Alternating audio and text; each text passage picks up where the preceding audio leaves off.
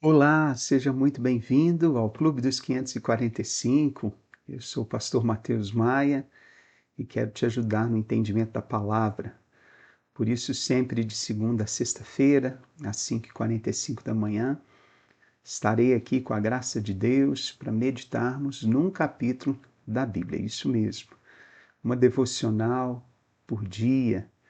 Estamos avançando já no capítulo 40 de Gênesis. Esse livro tão impressionante, o livro dos princípios, o livro, que já aponta aí algumas alianças que Deus fez com Noé, com Abraão. E hoje nós vamos continuar aqui na história de José. José que está preso no Egito porque foi acusado injustamente.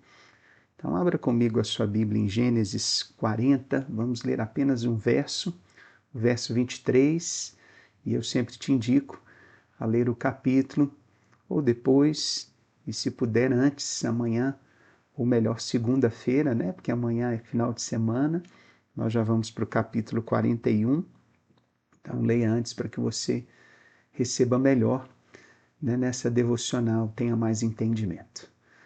Mas diz aqui em Gênesis 40, verso 23, porém o copeiro-chefe não se lembrou de José, esqueceu-se dele. Não se lembrou de José mais uma vez. Meu Deus, como esse José sofria.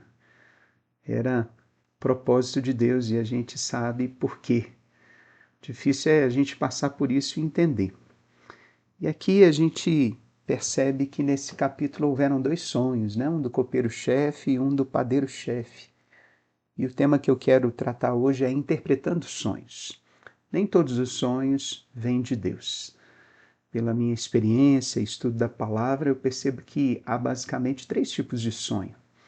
Existem aqueles sonhos que são da carne, aqueles sonhos que, na verdade, a gente pode chamar até de pesadelos. Você comeu muito, comeu muita lasanha à noite, tomou muita Coca-Cola, ficou muito preocupado durante o dia, ouviu muitas informações ruins, participou de algo que te chocou e à noite, de repente, você tem um sonho, uma mistura de tudo aquilo que você viveu.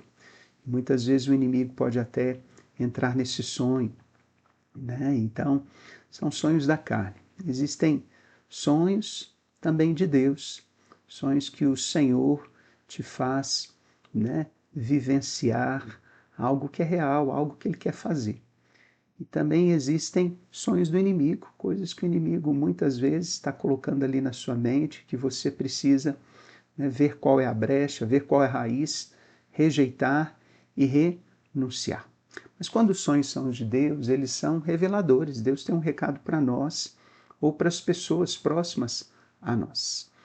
José teve um sonho quando era mais novo, não sabia nada sobre sonhos. Apenas contou para os seus irmãos, nem citou o nome de Deus, mas agora ele está na prisão e ele não sonha.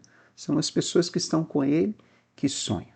Ele cresceu na fé, ele aprendeu a depender de Deus. E a gente sabe aqui pela história que o padeiro e o copeiro de Faraó sonharam cada qual o seu sonho enquanto estavam ali na prisão com José. Eles tinham ofendido ao rei e foram enviados para ali.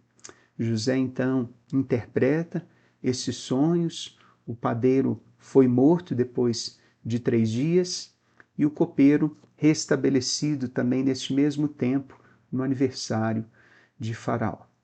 Apesar de José ter dado a interpretação correta e pedido para o copeiro se lembrar dele diante de Faraó, esse esqueceu e não disse nada para aquele homem, né? As pessoas podem até se esquecer de você, meu irmão, mas Deus nunca se esquece. Na hora certa o Senhor vai lembrar. Na hora certa o Senhor vai lembrar do seu nome e o Senhor vai fazer com que tudo que era desonra se torne em honra. O Senhor cuida do seu povo. O Senhor se lembra dele com misericórdia. Amém? Os sonhos, voltando aqui, né, eles precisam ser interpretados da forma correta, com muito cuidado e temor. Não é uma tarefa simples, né? Precisamos muitas vezes conhecer a situação pela qual a pessoa está passando. né, fazer perguntas. Nem tudo o Senhor revela para nós. Vamos lembrar que quando Paulo fala das profecias, em 1 Coríntios 12, ele diz que nós vemos em parte. Então a gente sabe um pouquinho. Deus nos revela pouca coisa. Mas quando vier, né, o Senhor Jesus, nós o veremos face a face. Aí nós conheceremos todas as coisas. Então nós precisamos ter cuidado para interpretar os sonhos. E isso exige dependência de Deus, exige cuidado, né, com aquilo que Deus realmente te falar.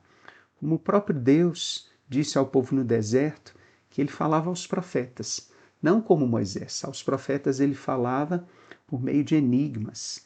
Ele deu uma parte do seu Espírito Santo por sonhos e visões, que ele disse que eram comparações. Está lá em Números 12, de 6 a 8. Um sonho, muitas vezes, não tem um significado literal.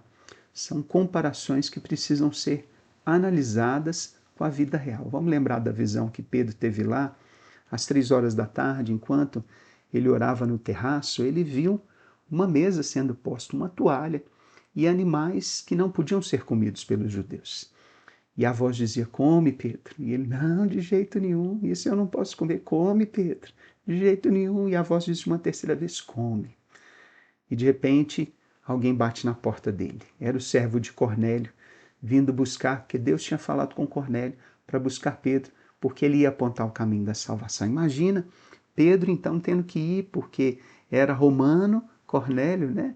Um chefe romano, da guarda romana, e ele precisava ir, mas no caminho ele foi pensando, Deus, o que é isso? Acabei de ter uma visão no meio da oração sobre comida, e agora eu vou para casa, né, de alguém romano, eu não posso entrar na casa dele, eu não posso comer com ele. Enfim, Deus estava preparando algo novo, e mais na frente a gente vai perceber que Pedro entendeu que a visão não era sobre comida, era sobre as pessoas que não eram judeus, os gentios, serem aceitos no reino de Deus. Exigiu cuidado, sensibilidade, exigiu ouvir a voz de Deus. Eu mesmo tenho uma experiência linda para contar sobre sonhos. No ano retrasado, eu fui convidado para fazer 2 dias de conferência do Espírito Santo na igreja de um pastor amigo meu, e comecei a buscar ao Senhor e orar e jejuar. E numa daquelas noites o Senhor me mostrou um rapaz mais velho, 30 e poucos anos, preso num quarto, sabe? Algo espiritual. E depois, quando eu acordei, eu me lembrei da mãe, e no sonho eu vi a mãe triste, vi a mãe abatida, e depois que eu acordei, eu me lembrei do nome da mãe e do filho. E eu fiquei incomodado com aquilo, porque quando os sonhos são de Deus, eles marcam a nossa vida, né? E falei, gente, eu não conheço nenhuma mãe e filho com esses nomes. Eu conheço pessoas com, né, o nome dessa mulher e pessoas com o nome desse rapaz, mas nenhum que seja mãe e filho. E resolvi ligar para o pastor, né, e dizer, pastor, por acaso tem alguém na sua igreja com esses nomes? Ele disse, Mateus, não tem não. Mas espera lá, a faxineira da igreja tem esse nome e o filho dela tem esse nome. Eu disse, pastor, e por acaso o filho dela está assim, assado? E ele disse, pastor, está assim mesmo. Eu falei assim, então convida ela para a conferência, porque Deus tem algo para fazer na vida dela. E não foi diferente. Né? No meio daquela conferência, o Senhor, né, agiu na vida dela, ela foi fortalecida, ela foi renovada. Aquela igreja entendeu que precisava cuidar daquela mulher, discipular aquela mulher.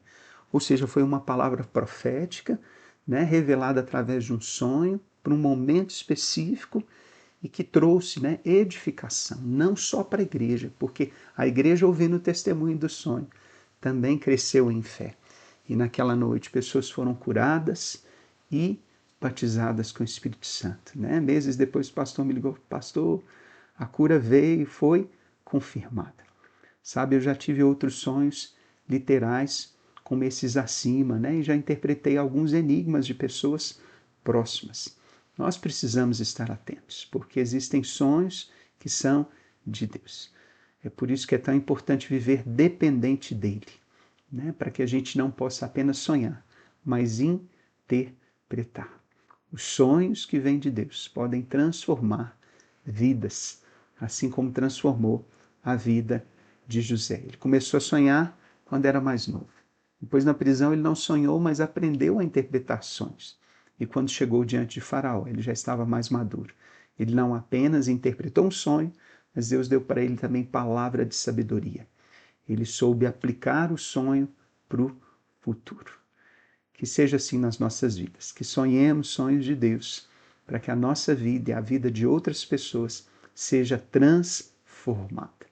Amém, meu irmão? Vamos orar nessa hora, vamos pedir ao Senhor que nos oriente, nos guie e nos direcione, né? Nós não forçamos nenhum sonho, é o Senhor que traz para nós por meio da sua graça. Pai, nós te louvamos porque o Senhor se revela de muitas maneiras. Pai, os sonhos que o Senhor traz para nós não estão fora da tua palavra, são movimentos do Espírito Santo. Ah, Deus, em nós, é a mente do Espírito Santo. O Pai, é quando o Senhor realmente nos possui, possui a nossa mente e fala conosco. Que o Senhor fale conosco não apenas em sonhos, mas o Senhor fale conosco com um andar alinhado a Ti. É isso que nós precisamos, Deus, porque independente se for sonho, visão, se for a Tua palavra revelada,